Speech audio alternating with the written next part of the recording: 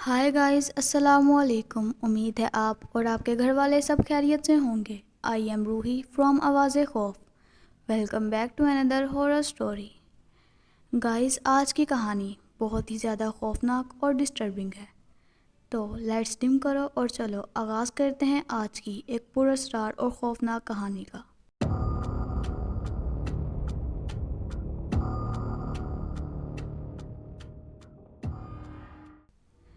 आज जो कहानी मैं आपको सुनाने जा रही हूँ ये कोई अफसाना नहीं बल्कि एक दर्दनाक और खौफनाक हकीकत है। So without wasting time let's start the story. मेरा नाम अब्दुल्ला है। मुझे हमेशा से अकेले सफ़र करने का शौक़ था। नई जगहें देखना, उनके राज जानना, ये सब मेरे लिए एक एडवेंचर था। एक दिन मैं स्कर्दू के करीब एक सुनसान इलाके से गुज़र रहा था। मेरी नज़र एक दूर दराज गांव पर पड़ी। मुझे उस गांव के बारे में जानने की क्यूरियोसिटी थी। मैंने सुना था कि वो गांव नॉर्मल नहीं है। रास्ते में लोगों ने मुझे पहले ही खबरदार किया था, इस गांव के करीब भी मत जाना, वहाँ कुछ ठीक नहीं है। लेकिन मेरा तजस्सुस मुझे वहाँ ले गया। रात का वक्त था जब मैं वहाँ पहुँचा। मैंने अपना सामान एक छोटे से पुराने होटल में रखा और फ़ौरन बाहर आ गया। माहौल अजीब हद तक खामोश था, जैसे हवा भी डर कर रुक गई हो। मैं गांव की गलियों में घूम रहा था। अचानक मुझे लगा कोई मेरे पीछे चल रहा है। मैंने मुड़कर देखा, लेकिन वहाँ कोई नहीं था। मैंने खुद को तसल्ली दी कि ये मेरा वहम है, लेकिन अगले ही लम्हे किसी ने मेरे कंधे को ज़ोर से पकड़ लिया। मैं चौंक कर पीछे मुड़ा। मेरे पीछे कोई नहीं था, मगर मेरे से काफ़ी दूर मुझे एक शख्स नज़र आया, जिसका चेहरा भी मैं सही से देख नहीं पा रहा था। मेरा दिल ये सोचकर तेज़ी से धड़कने लगा कि इतनी दूर से कोई शख्स मेरा कंधा कैसे पकड़ सकता है। उसी वक्त मुझे एक अजीब सी सरगोशी सुनाई दी, यहाँ से चले जाओ। मैं घबरा कर भागा और होटल वापस आ गया।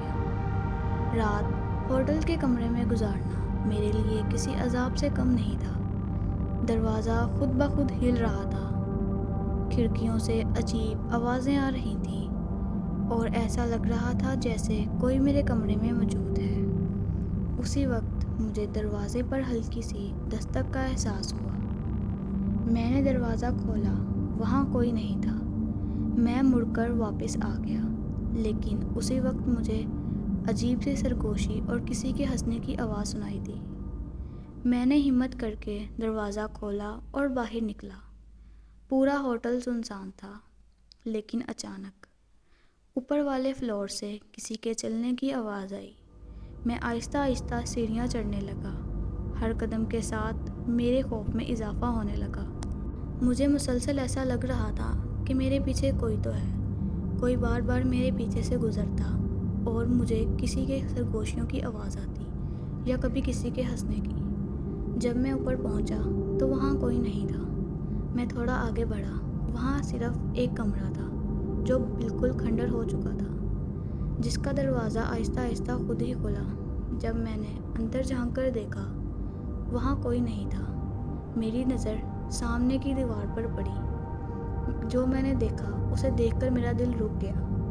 वहाँ एक निहायत खौफनाक साया बहुत तेज़ी से दीवार पर से गुजरा, जिसे देखकर मैं बहुत डर गया। खौफ के मारे मेरी चीख भी ना निकल सकी और मैं बेहोश हो गया। जब सुबह मेरी आंखें खुली, मैं अपने बिस्तर पर था। सुबह हो चुकी थी, मैं ज़िंदा था। मैंने सोचा शायद ये मेरा ख्वाब था, मगर जब मैं उठने लगा मेरा जिस्म बहुत दर्द कर रहा था। और जब मैंने उठकर अपने आप को शीशे में देखा, मेरे सर पर एक गहरी चोट थी, जिसे देखकर मैं समझ चुका था कि वो मेरा ख्वाब नहीं था। मैं बहुत ज़्यादा डर गया था। मैंने फ़ौरन अपना सामान उठाया और वहाँ से निकलने लगा। रास्ते में एक बूढ़े आदमी ने मुझे रोका और मुझे कहा, तुम ज़िंदा निकल आए, ये एक मौजज़ा है। मैंने हैरत से उसकी तरफ देखा। उसने बताया, सालों पहले इस गांव में एक खौफनाक रस्म होती थी। लोग किसी अजनबी ताकत को खुश करने के लिए अजीबोगरीब रस्में करते थे और उस अमल के दौरान वो नन्हे बच्चों की बलि देते थे। ایک رات وہ سب کچھ الٹا ہو گیا اور اس کے بعد یہ جگہ کبھی نارمل نہیں رہی۔ میں نے مزید کچھ نہ سنا اور فوراً وہاں سے نکل آیا۔